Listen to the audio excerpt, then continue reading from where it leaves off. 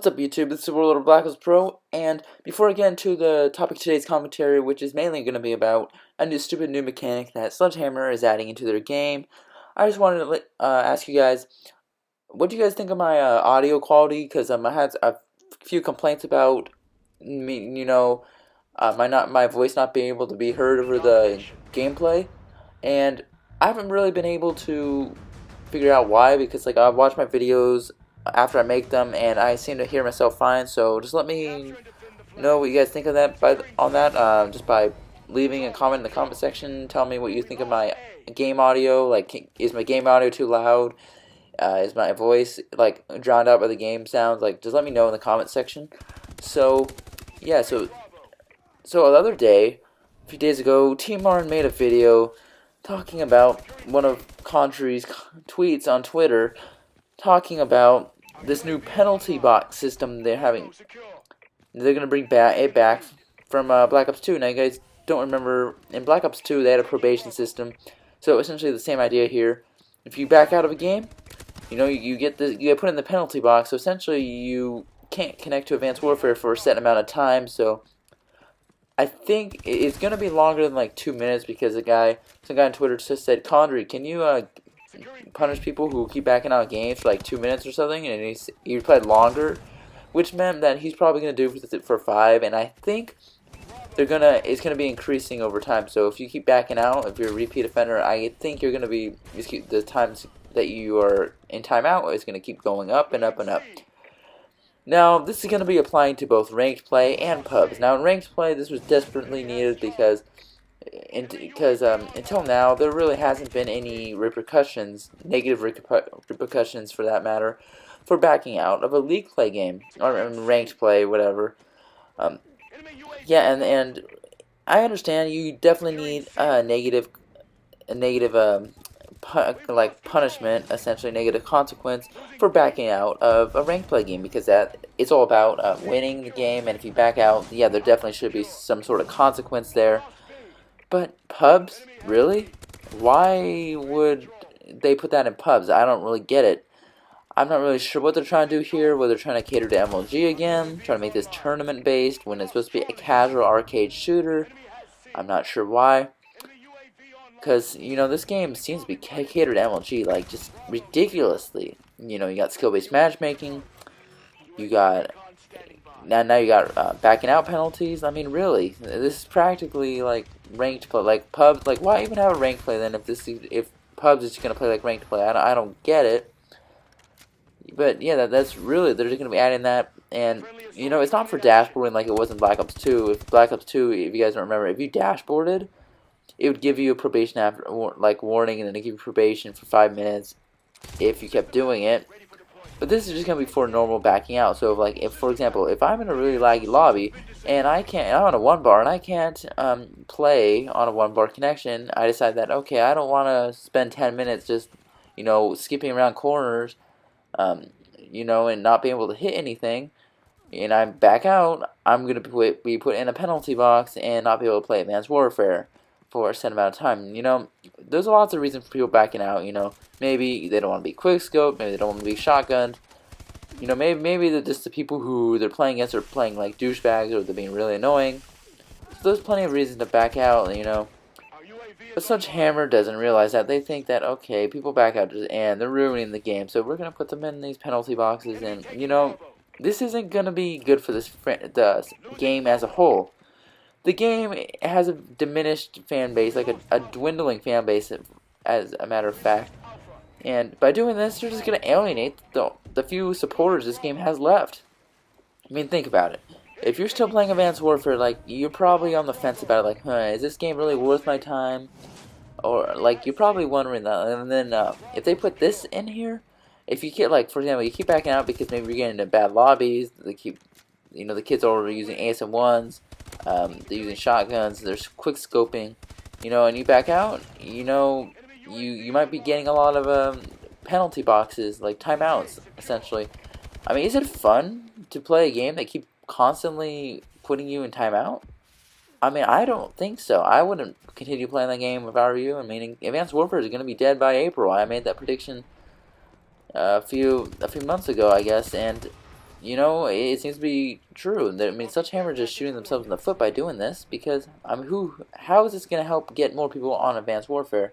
I'm sure that they're going to do a patch soon or something where it supposedly gives you gives Prestige Masters more elite guns or something like that. I mean, that could definitely help people get online, at least in the short run. But really, Condrey, really Schofield, putting a penalty box in? I mean, do we really need this in Advanced Warfare? No. Ranked play, yes. I've been arguing that, yes, we do need some sort of penalty for ranked play, but not pubs. Keep competitiveness in ranked. And keep pubs pubs. That's how it should be. Pubs should be casual. No MLG crap in pubs.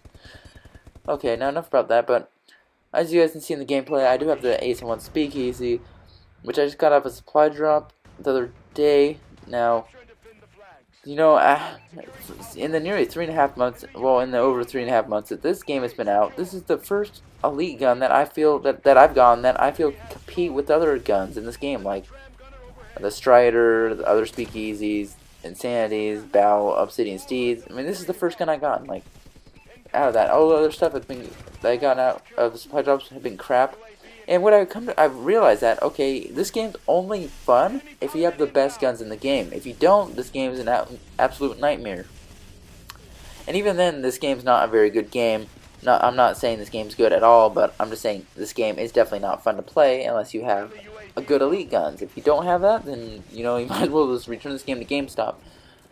Because, you know, after I got this gun, I started having a lot more fun than I had, like, in months on this game. Because, you know, I felt like my gun could actually compete. And, you know, this kind of highlights why the supply drop system is broken, why I do not want it returning in Black Ops 3. It's because this system is based on luck. You're lucky if you get the best gun in the game. And, you know, it rewards noobs. Because my brother, I mentioned him on my channel before, he has a lower score per minute than me. I'm not saying he's bad or anything, but he's a lower score per minute than me, and he gets a lot more elite guns than I do. He has pretty much all of them in the game, like pretty much every single elite gun in the game, and it's ridiculous. And for me, I have a higher score per minute, and I don't have that many elite guns. It's unfortunate, but, you know, it's basically luck and, like, what's your score per minute? That kind of determines whether or not you're going to get the best guns in the game, and you know what? It's also very unbalanced and very unfair, because some people who get lucky, you know, they're set, they're good, they can win every gunfight because they have the Obsidian Steed, or they have the Insanity, or they have the Strider, or the Speakeasy, or whatever. They can win every gunfight, and you know, if you're just, like, for example, like other COD games, you know, maybe someone was using, like, let's say someone was using like an A94 in Black Ops 2. If you wanted to compete with that guy, all you had to do was put on an A94, provided that you had it unlocked. But in this game, you know, if someone's owning you with the A71 Speakeasy, and you don't have the Speakeasy, it's like too bad. I mean, tough luck. If you don't have that, then, you know, there's no way you can get it until you get lucky and finally get out of a supply drop, which could take months. I mean, if I play this game until Black Ops 3 came out in November, which I'm pretty sure that I'm not going to do, you know, I probably wouldn't get every single elite gun in the game that I want, just because the way this algorithm's messed up. Like, 90% of the time I seem to get Atlas Underpants out of the supply drop. It's ridiculous. Like, come on, Sledgehammer, who wants to get underpants out of, or underpants or knee pads or gloves or whatever out of a supply drop in a first-person shooter? Who does? Not only that, but I also seem to get a bunch of duplicate guns, like a duplicate elite gun sometimes, and it's like, really, that's just a waste of an elite gun. Like, I want an Insanity, I want a Strider, I want all these other good elite guns that I could be getting, but no, instead I'm getting crap.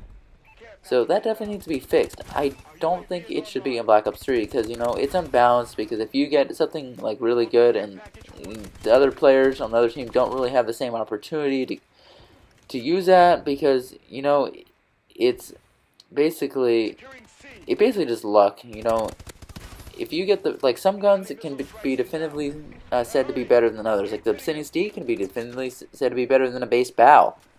And if that's the case, you really got a balancing problem on your hand, Sledgehammer. Because, you know, all the guns should be balanced to the point where no one gun is better than everything else. And that's not the case in Advanced Warfare, unfortunately. So yeah, and the only way you can get these guns are by luck. Really, you get a supply drop every 4 or 5 minutes, but someone like me who has a higher score per minute than maybe some level 10 noob, I might get like a knee pad, like Atlas knee pad, Atlas underpants, while that noob may get like an Obsidian Steed first try. Like, it's ridiculous how this system works. I definitely don't want to see in a Black Ops 3, but of course I should not get my hopes too high because Vonahar has got some tricks up his sleeve. You know, yeah, it's unfortunate. I really don't want to see a return of that in Black Ops 3, but it probably is going to be there. I mean, Advanced Warfare, I mean, it does add a little bit to Advanced Warfare, I'll admit. I mean, I probably wouldn't be playing this game like if they didn't have supply drops, but, you know, this game's kind of boring anyway. I'm not sure how much longer I'm going to be playing it. This game's pretty much just a grind to get those supply drops, and, you know, you really want to get that elite gun, that one elite gun you've been waiting for in that supply drop, but you're just not going to get it. It's unfortunate, and, you know, I don't think I'm going to be playing Advanced Warfare too much longer. Okay, so anyway, guys, hope you enjoyed the video. If you did, don't forget to like and subscribe, and thanks for watching. This has been World at War, and see you guys later.